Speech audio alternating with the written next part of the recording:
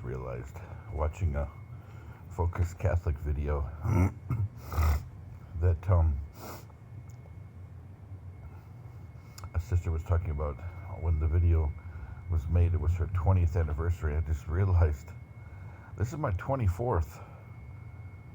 As of midnight last night, actually no, about 9 o'clock. Yeah, no, maybe around 8:30, 9 o'clock. 24 years ago, I became Catholic, and I've been faithful for the most part. Sometimes I don't go to liturgy as much as I should, but when I'm not military or not contracting, money tends to be tight, being on your own. I mean, I didn't become frugal until we came back to Michigan. I've become very frugal now. Before, I tried to budget things out, but it just wasn't. This place kind of brought a frugal sense out of me, and actually, I like it because it's challenging and fun to be frugal. To find a way to have a happy life, but yet be creatively frugal. It's a challenge, and it could be even fun. Like, it can be expensive. This is an example today. It can be expensive to make carbonara when you get all the right stuff in place. So, I grabbed Alfredo, threw in some, I forgot the kind of pepper, darn. Exactly, there's so many kinds of pepper. I don't know exactly what kind of, maybe a chipotle pepper? I'm not sure. They're green anyway. Barely any spice, barely any oil on the seeds. But, and then threw in some canned vegetables. Great value vegetables. And threw in 2 cans of Alfredo. I think that was, I forgot which company the Alfredo was. I can't recall who it was. I can't remember. Rouse? I don't know. I don't think it was Rouse. Maybe Great Value. I'm not sure. Anyway, throw in 2 cans of Alfredo. Throw a little bit of cayenne pepper. And threw in turkey bacon. And what else did I throw in there? I guess that was about it. Oh, and I cooked it all in coconut oil. It's not carbonara, but it's kind of a unique kind of, curveball for pasta with a white sauce. So, then I used the garden variety rotini, garden veggie rotini, which has spinach, cucumber, carrot, that might be it, powder when they make the rotini. Frugal. But,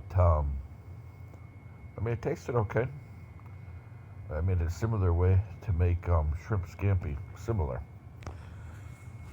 But, anyway, 24 years. And the past 5 years,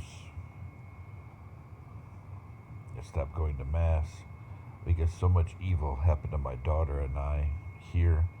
And for a while, my daughter's in the Philippines, and we still don't know where my middle child is. She disappeared with her mother's boyfriend's family, or ex-boyfriend, I don't even know. But I'm stuck here, a financial prisoner of Saginaw County. Saginaw County bad people, not a government entity.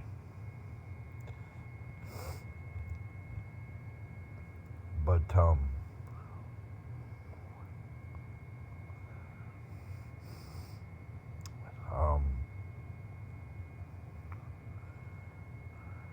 24 years is a long time. We only left because of all the evil that happened. And then people, as we started, I went back to the roots, dug into the Jesus' Jewish roots. And, for a while we're even going to embrace Judaism, until we studied the Torah, studied some of the Talmud, and really started to think about Jesus. And I came to the point. Actually, I was discussing this with my daughter today, and I came to the point that if we follow an Aquinas line of logic, and we have just a small knowledge of Kabbalah, then we would see that God encompasses everything, and He's in everything. So that means that every child that's born has that the two sides, that divine spark, and they make the choice because of the garden and the tree. They make the choice of good or evil. And then if we follow this out, the role of every person is to be righteous, to serve God, to be witness to His creative power, His redemptive power. And the more and more that we do this, some people are more in tune with Kabbalah than others. If somebody was so righteous and so forgiving and so staunchly standing for right and for wrong, and they were very in tune with Kabbalah, because they were righteous, they were very devoted, they were very merciful and kind, and so they took, knowledge of the scriptures into their heart. When they speak of the word, as John speaks of, it means something than just a term. This person would inherently embrace more Kabbalah than anybody else, which in turn would raise them, if we want to speak in an energy level, they would have a higher vibration. And this is the point where we get to Jesus, the Son of God. And this is the debate between high Christology. He knew low Christology, he had to grow and mature into knowledge. And so here we are. Jesus, Joshua, Yehoshua, Yeshua, a later Hebrew development. It's the Son of God. Therefore, Mary, Theotokos, his mother, is the mother of God. As my daughter was just deconstructing it, saying, well, she's human, she bore human. I mean, it's the same argument that you see within Protestant churches, and sometimes even within the Catholic Church, the argument, did Mary have a divine side in addition to her human side? It's just a Marian argument, which brings you into the whole co-redemptoris argument as well. But anyway, so if Jesus embraced more Kabbalah than anyone else, whether he's coming back again as himself or takes another body, because anybody who studies Kabbalah knows that it's possible for a Kabbalist of a higher vibration to separate the soul. And this is why you get soul twins, soul mates, etc., etc. So, this is where you get into the other argument. I don't know if it's from the Egyptian Kirites or from, African or American-born Hebrew Israelites. I'm not sure. I mean, not that I want to, give them credit for a positive theological idea, because, there's only a very, very small group of them that are not embracing racism and anti-Semitism, a very small group.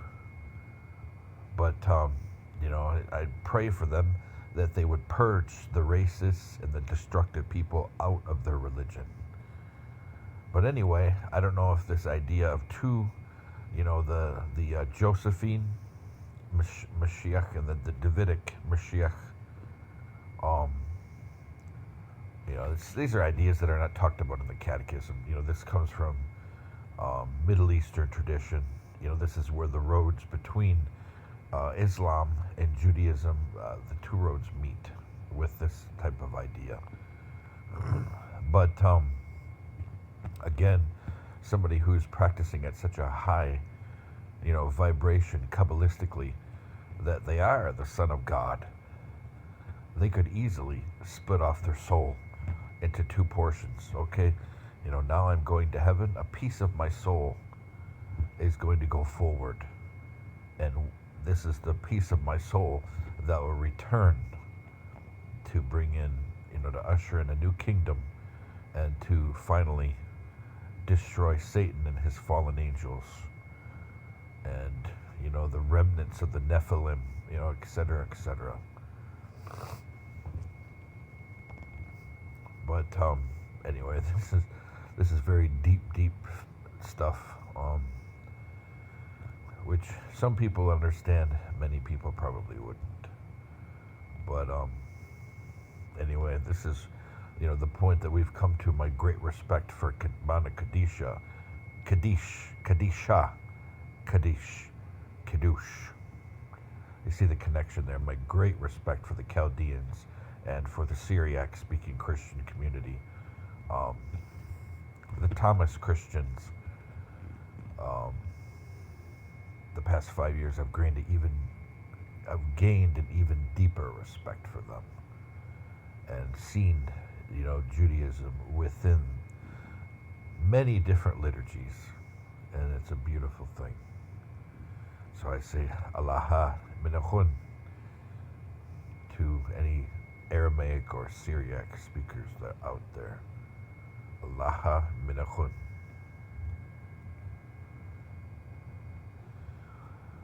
And so this is where we are now. And perhaps, this is something that has been neglected for too long within Christianity. We go to the Middle East, we deploy again for over 100 years. But yet the richness of Middle Eastern Christianity, the roots, the very bottom of the roots, it's not really given that much attention to. We pay more attention to the Mediterranean than we do to the Sinai and the Levantine and the all the way up into Iraq. We just don't think about it, and I think that's a great disservice to us. I think the most awesome thing would be to go to a liturgy in Israel and hear Divine Liturgy of Chrysostomo, or to hear the Roman Rite liturgy in not modern Hebrew, but ancient Hebrew. I think that would be awesome. Anyway, I'm still a liturgy geek, coming back to where I'm supposed to be.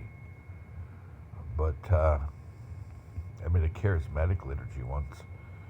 I wrote it out. Nothing big. I'm not a musician or anything.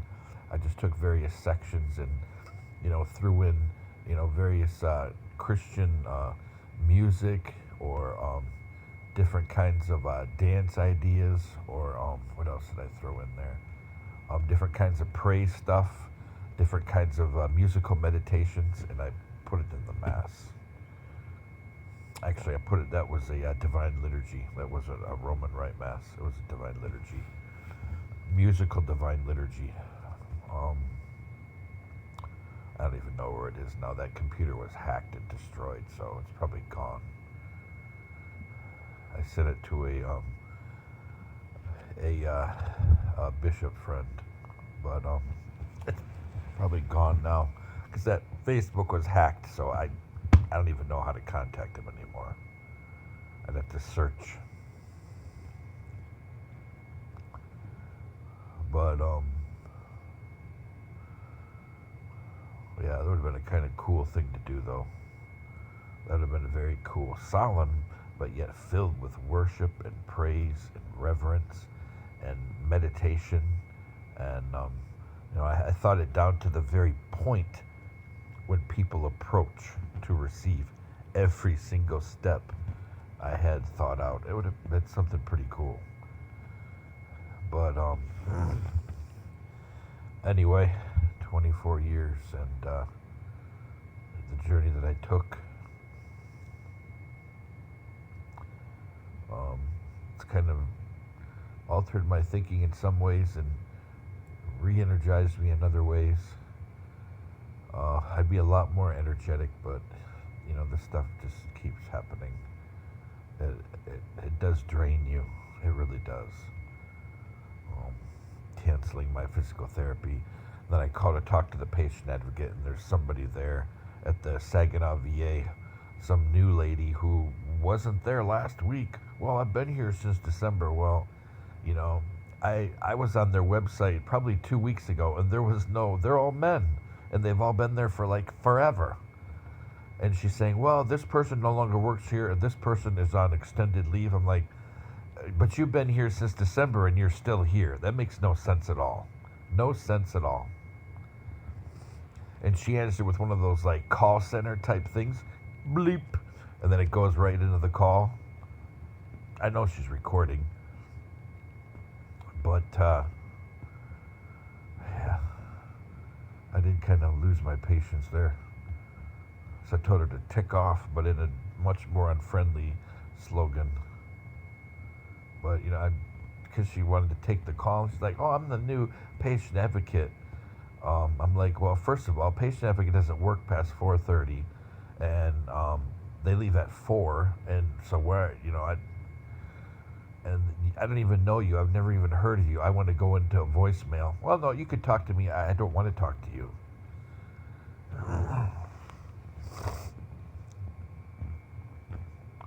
And I said, I believe that you're probably connected to the call center, maybe Overflow at Morley Group of Companies, or VA Vet Connect, or what's it called, Vet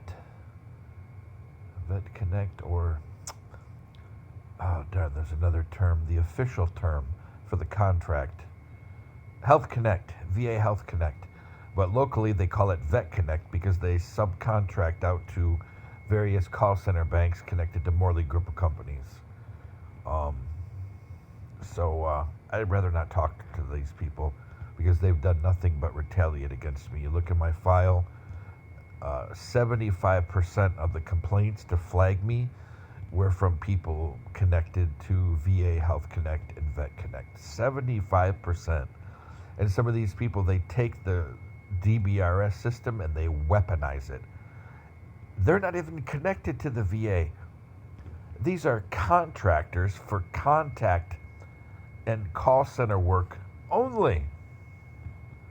But they take everything over. I mean, really, take everything over. You got people taking notes and passing messages in their little chat system to medical providers, and they have no idea what medical things we're even talking about. It's a horrible system. Talk about disenfranchising and disconnecting the patient, giving them somebody in the, in their connection in all of the lines, the serial, we'll call it the serial lines of connectivity to their provider, and you include a bunch of people that, one, are call center workers, they're wage workers, they don't have anything to do with quality of care, they have nothing to do with call quality, because this type of call center, they don't measure any of the statistics that a normal one does, if they even have quality assurance at all. I sincerely doubt it. So what's the measure of their care for a veteran? There isn't one. There's one for the medical providers. There isn't one for the VA Health Connect or Vet Connect. There's no statistical measure for the quality of care they're giving. So they weaponize the heck out of it. And I'll testify to this in front of Congress or the state legislature or the VA. That's what I've seen. And I'm not the only person. I've encountered others too. If you know a little bit about medicine, more than they do, they will bully the heck out of you. I've encountered a lot of these people, and I'm hoping, at least at the Saginaw VA, that they'll get some kind of prayer going to bring God back into that VA, because he's not there. There's a lot of people there that are godless, they're mean-spirited, Um, some of them only see through some kind of identityism, um, you know, and they only see through, oh, we got this movement, that movement, this movement. We got to fight for this and this. I mean, just they only see things through identity, you know. And I'm not somebody to bash identity politics because it's common sense. People are different than you. You respect them. You learn from them. That's it. It's simple. These are things. There's a book that I read 20 years ago called Things I Learned in Kindergarten. And you know what? That's one of the things you learn in kindergarten. And so anyway, I'll just say that, you know, bring some prayer back into there. You know, besides a couple people writing on a little chalkboard or a little whiteboard, pray for such and such, pray for such and such. Why not bring prayer back into the VA? And those kneelers that are there, there's a reason why they're there. Everybody knows why they're there. You know, even if they remove every single thing, sign of Western Catholicism or Western Orthodoxy, it's all gone. The kneelers remain. We know what that means. The pulpit facing the people, the altar facing the people. We know what those things mean. I should say the lectern facing the people. We know what those things mean. So, you know, may not be able to bring a strong presence there, but at least we can fight the evil that has found its way in the doors. And I hope they do. You know, I've talked with the chaplain there, trying to gauge the market right now. But hopefully we'll bring God back in there, and maybe veterans will be treated a little better, and maybe those blinders that people have put on patients and veterans through false kindness, maybe those blinders on those people will be taken off. And then we'll see vets say, you know what? I've always been so quiet, but you know what? That medication doesn't make me feel better. Or, you know what? You've been saying for 5 years that my CPAP's helping me. I'm not sleeping. I'm sleeping less. You're wrong. I want a different provider. Thank you. People that take a stand. Or for doctors that are abusive. You know what? Hospital director. You know what? As a hospital director, doctor such and such, or nurse such and such, or LPN such and such, the veterans don't like you. The staff doesn't like you. I have a folder just for you in that filing cabinet right there. Just for you. And your staff. I have 500 other staff just in this building. That's in that shelf right there. And this shelf over here, the one that's 3 feet long, that's the other 1,000 employees. You know what? Consider this your notice. We will not be renewing your contract. You'll finish out these 3 months, you're gone. And if you want a recommendation from me, I will not give it because of everything that's in that folder. Yeah, maybe some of the veterans that you don't like and you put paper on against them, maybe it's right, maybe not. But I'll be glad when you're gone because you've never been a good provider. I don't have any veterans banging down my door saying, hey, this doctor helped me so much. It's the opposite. You can leave my office now. Thank you. That's what I do. And hopefully that's what the Holy Spirit will do too.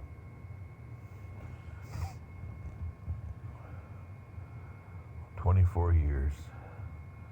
And now I see things much stronger than before." And another thing that this sister said was, and I mean, it's very poignant. You know, she's a good preacher, and she said that, you know, when you commit, she's a convert like me. When you commit to Christ, you commit to also put on His yoke. That's a unique point. You don't hear that much. He doesn't say put on your yoke. He says put on my yoke and follow me. Carry your cross, but carry my yoke. Or no, how would we say that? Carry your cross, but wear my yoke. It's very interesting, the differentiation there. Everybody has their own destined role. Apparently ours, you know, we get hit a lot. I mean, I guess it's an honor. Saint Padre Pio said this. The more that you, I think it was him who said, the more that you suffer, the more that you are united in his suffering. So you're playing your role. Again, comes down to Kabbalah. You're playing your role and helping him in salvation. You're vibrating at that higher level. Now we're getting to Teilhard de Chardin, Father Teilhard de Chardin. That higher level of vibration. So that's why you have suffering servants. Is something nobody wants to be a suffering servant. Nobody. But from the mystics that we know, Saint, where's she? Teresa of Lisieux. Trying to think of Saint Ignatius of Loyola. Oh, I'm trying to think of everybody, the mystics, Saint Joan of Arc. People that just had uniqueness. Saint Mother Teresa. You have your consolations that you're given. The times when he's there without a doubt. I would say if somebody's, from reading those people who suffered. And I would say sometimes we get them too. I wouldn't say it's on that level, but you get your consolations where you're humbled, absolutely humbled, and you just can't explain why. And then you feel his presence. So, I guess maybe that's our version of it. But nobody wants to see their children suffer. That rips your heart out. So, I guess even normal people, can be given those consolations. I think it was Saint Teresa of Lisieux who called them her consolations or her ecstasies. Or was that Little Flower? I can't remember. Anyway, then some people have such incredible consolation while they carry pain. Saint Padre Pio. He had his problem with his hands, probably carpal tunnel, but then he got the stigmata, the pain, the bleeding. It never would fully heal. I'm sure he had his ecstasies probably during Mass when he's saying the liturgy. He was known for, people would try to go to his chapel all the time. And he was known to be so loving and a very insightful confessor.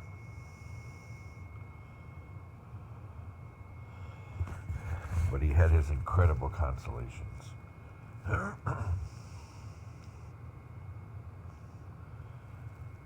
So God, gives us blessings, but yet we don't want our children to suffer.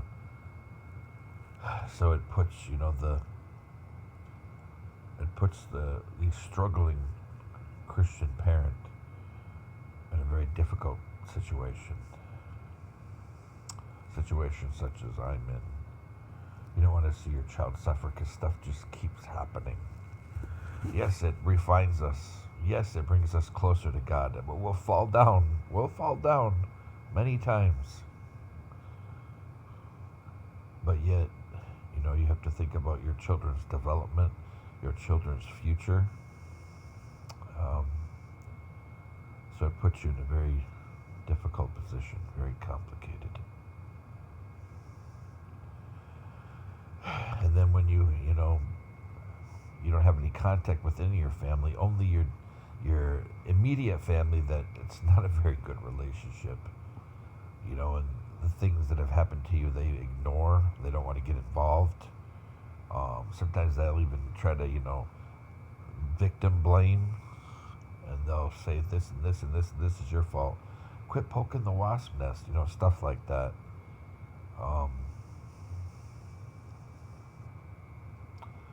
It just really distresses you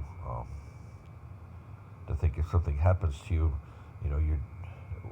what would happen to your daughters? You're going to go with people who are just going to dismiss everything that happened to her, like it doesn't matter. or blame it on her, her parent, her custodial parent. Um, Actually, I can't say custodial. We have shared custody, just her mom's not in the States. On her caretaking parent. Um, it makes it difficult. Your child growing up thinking that bad things that happen to them are okay. That happened to me. Yeah, I was given the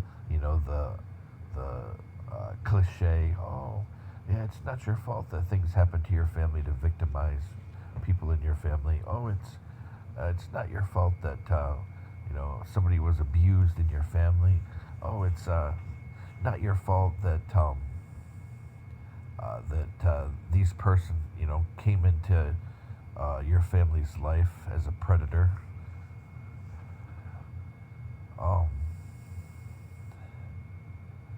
but still, you don't want to. You don't want your child to grow up thinking that it's okay for them to be harmed or abused, or that the one parent that fought like heck to protect them and poured all their energy into them really wasn't good at it and really didn't care. It just puts you in a very bad position. A very bad position, conscience-wise, spiritually, emotionally, financially. Oh, we have a new grand total that the city of Saginaw in Saginaw County owe us $46,300. My new little mini PC that I bought that was supposed to be first, to start some kind of contact center type thing. And then after I got a better one with more RAM and more of a hard drive, more gigs, and a better processor, then that mini PC that I had would go to my daughter, for whatever. I mean, it's a mini PC. It's awesome. It saves space. It's tiny. I'm all about minimizing my carbon footprint, living simply, reducing, things around the house, just having, darn, what is that word? Darn, I forgot the name of that word. It's kind of simplistic, but there's another word for it. Somebody that just they don't have tons of stuff around their house. They just got, like, on a table, there's this and this. Then on a countertop, like this and this. Then on a shelf, this and this. I forgot the darn name. That darn name. There's like a term for it, but I can't remember it right now. It's like a home design kind of type term. And I forgot what they're called. But anyway, it's just simplistic. I don't want to say simplistic. Darn, what word am I looking for? They're just the opposite of clutter. Like I said, maybe on a shelf they'll have one candle, and then on another tiny little sconce shelf they'll have like one figurine, and then on a dresser they'll have one lamp, one little potpourri thing. It's just very, there's not tons of stuff scattered around. Well, I like that. That's the way that my youngest daughter's mother was, and and that's, I like the way that kind of house is run, and everything has its place, everything to its place, everything's clean. So yeah, a mini PC is a great thing. It's awesome. You can even make up a tiny little Wi-Fi server with, a whitelist Wi-Fi server for your house, a whitelist hotspot with these tiny little mini PCs. They are awesome. But a month ago, when I opened it up, I turned it on. Not opened it up, I'm sorry. It's spending a long time in Asian countries like I have. Sometimes you use The English you use is weird, you know. You just, when you're around foreigners a lot, non-Americans a lot, sometimes you pick up some of their verbiage. And there, you know, when you're in various Asian countries, people don't say turn on all the time. Sometimes they say open. And that's what I'll say too sometimes. Or something like, oh, pissed off. Which, you know, especially in the Philippines, somebody says that too. That means you're ticking them off. But in Britain, it means like, oh, jump off a bridge. So it's, you know, different meanings. But anyway,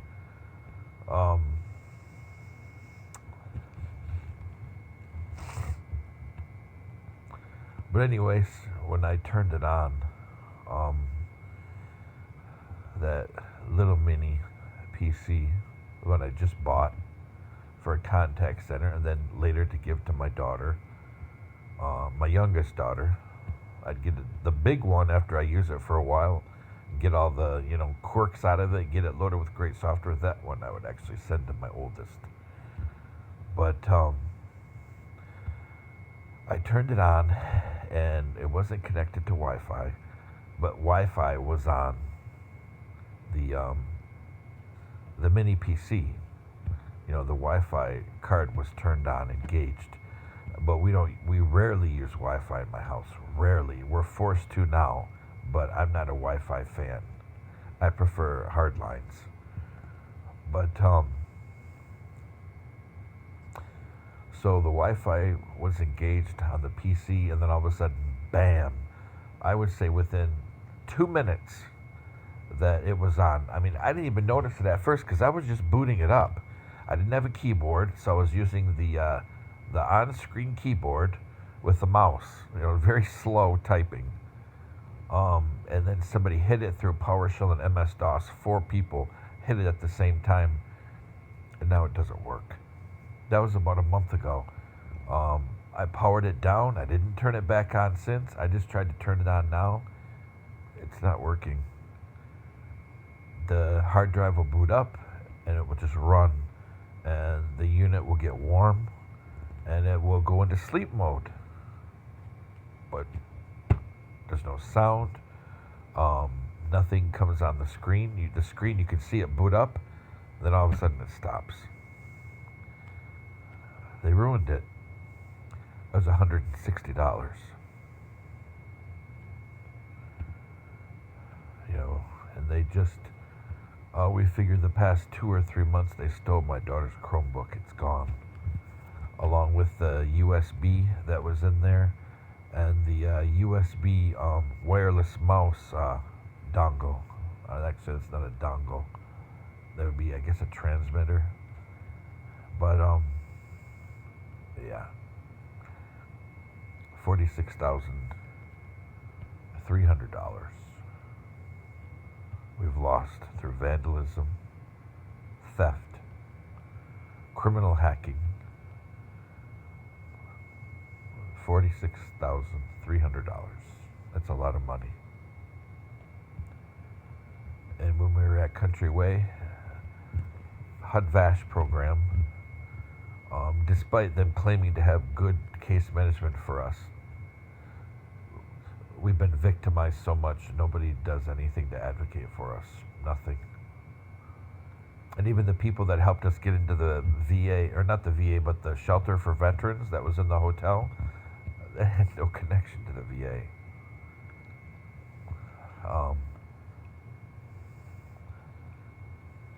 Yeah, I mean, I don't want to discount. I mean, there's a couple of times that they've helped a little bit, but when I look at the big picture, it's not good. $87,000 was given to Midwest Capital Management for our voucher. And as long as nobody does anything about the people targeting us and sabotaging us, sometimes even within the VA, you know, we're kept in the same place, the same situation. Then people say, oh, don't complain, we could take the voucher away. Yeah, there's a great idea. Just destroy my family even more. And then at the place where we are now. Oh shoot! I calculated that out. I forgot now. Um, I think it's around 30,000, 30,000, somewhere around there, or 32. I forget now. I forgot that number. Yeah, it was around 30,000 something. But here we are, over $100,000. I mean, it's a blessing when people help others. But I've been fighting like heck, you know, 3 graduate degrees in 4 years, master's level degrees. You know, these aren't nothing to joke about. Oh, and then you can add 3 more certificates too to that, graduate certificates, not undergrad. So these are 18 semester hours each graduate certificate. Well, and from 9 to 18, depends what school. But anyway, um, yeah, so I've done all this to improve myself. You know, tried to improve my job skills, communication skills, writing skills, investigatory skills. Um, you know, to work. That's the whole goal of this. To work, have my own business, especially. But where are we with that? Nowhere. Everything's still on paper. Can't move forward because no money. Now we have no money plus no car, and nobody, you know, there's no program that will help me get a car. So again, it's like we are imprisoned, and it continues because nobody cares. You know, I honestly believe that even some people at the VA, they would just be rather I'm dead, and rather I would go away, even if that's in a casket, and that my daughter, of course, you know, would go to my brother. That's honestly the way I feel. I'm not a negative person. I just look at the evidence. You know, I don't cry when people abuse me. Yeah, I'll get irritated, but I just walk away and I pray against them because I know that God is the best judge of all. Because his justice is final. It can't be overturned. It can't be repealed. It's final.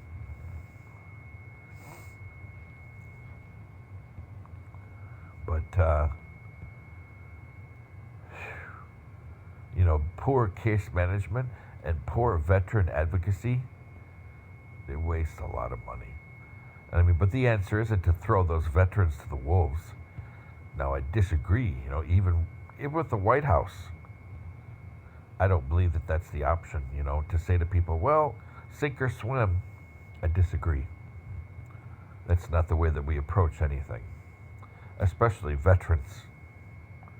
Yeah, they could sink or swim when they're in the military and they have full support of a command.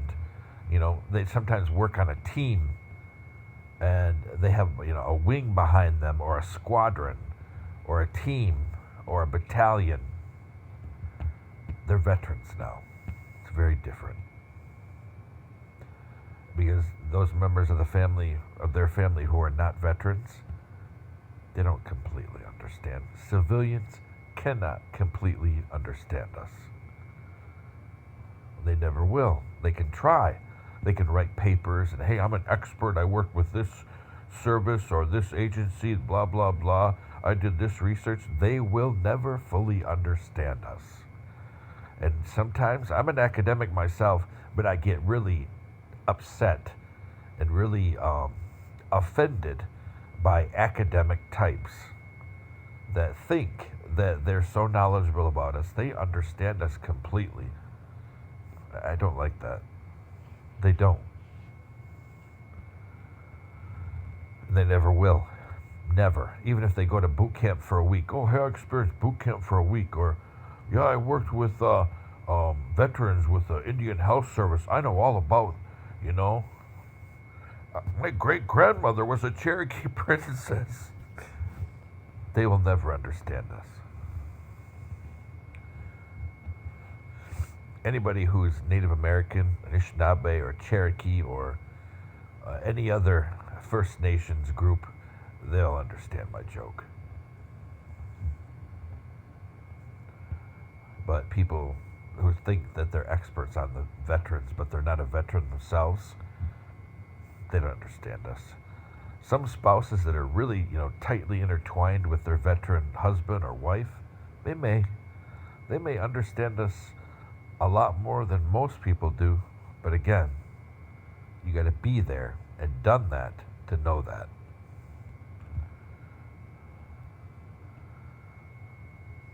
So, we've been blessed a lot, but still, I mourn for all the money spent when the people who've targeted us, the people who destabilize us. Yeah, God does things for His glory. He's doing a great work with my daughter and I, but also evil has done a great work too, with damage, harm, suffering, loss. A lot of loss. For us, well, let's go with the federal agencies first. We got 87,000 plus 30 something. So we're looking at, let's round it up to $135,000, when my goal was to give the voucher to another veteran by giving it back after 2 to 3 years. State, we're looking at the state assistance for us, including SNAP benefits. We're looking at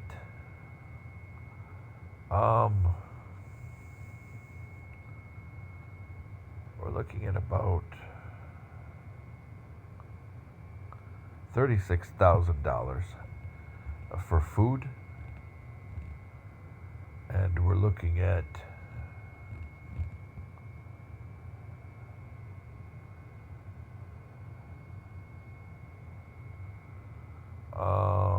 let's see, 18,000. No.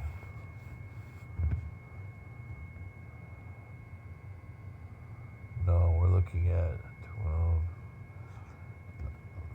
14,000 for cash help. It was only supposed to be for a couple years. Every time I try to do something,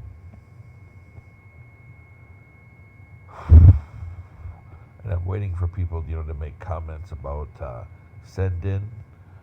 Have they had to pay things before, or is somebody spoofing send in, or am I being cheated, or what? I'm looking for anybody out there. I'm not gonna put a tag in, or maybe I will put a tag on this video for that. I need to go through and tag all my videos. I rarely do it. But, because it's a great platform, but, am I being spoofed, or was everything that happened, that 18 hours of me working, me training, it may have been more than 18, cumulative, me working, me training, me learning the platform, starting all of these accounts and opening different accounts and copy, pasting addresses and wallets and, binding wallets and all of this stuff. And studying the e-currencies, is I wasting my time? Am I being messed with? Or is this a spoof? Or, is it true? Sometimes you got to pay a little bit in to these platforms to start working with send in. I can't find a lot out there. I find a lot out there about send in, but not a lot. It talks a lot about its platform. So people downstairs are pounding on the ceiling. Their ceiling, my floor.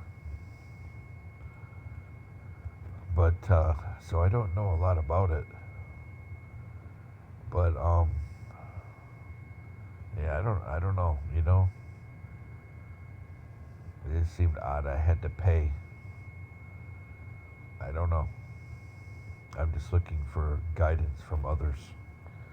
There's a couple of sites that say be careful with some of the offshoots from Send In.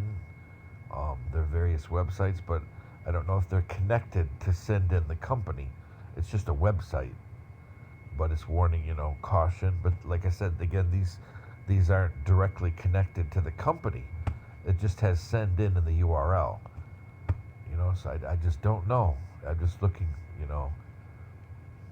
just looking for others out there who have this experience.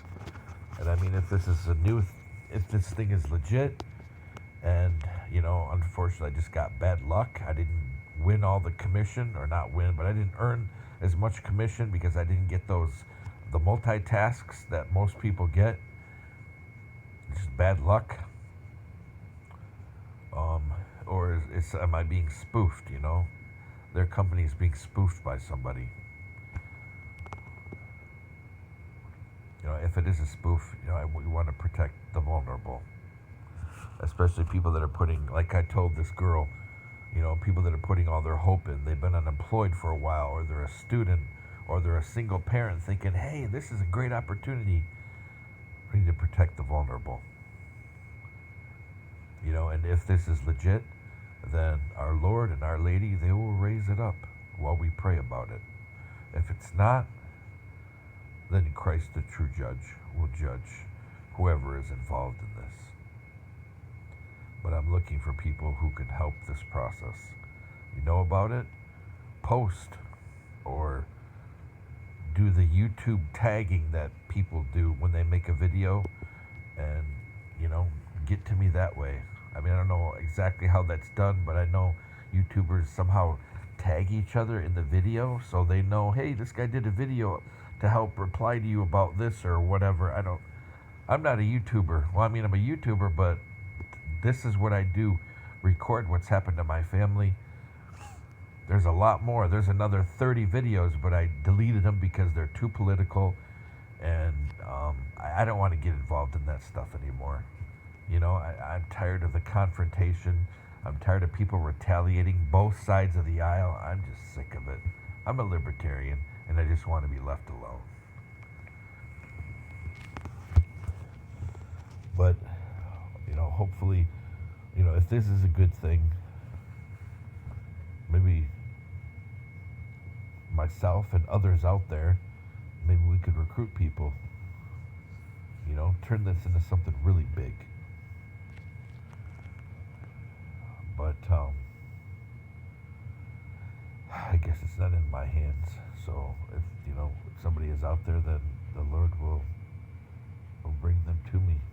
The Lord and His Mother will bring them to me, and we'll do whatever has to be done, whether to report or to recruit.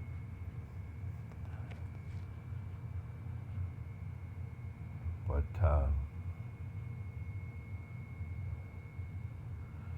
24 years, and I'm coming up on an hour.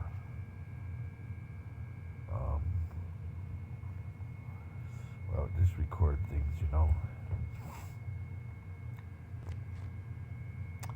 and we'll see what happens.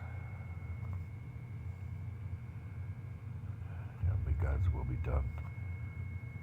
Allah minakun. Allah minakun.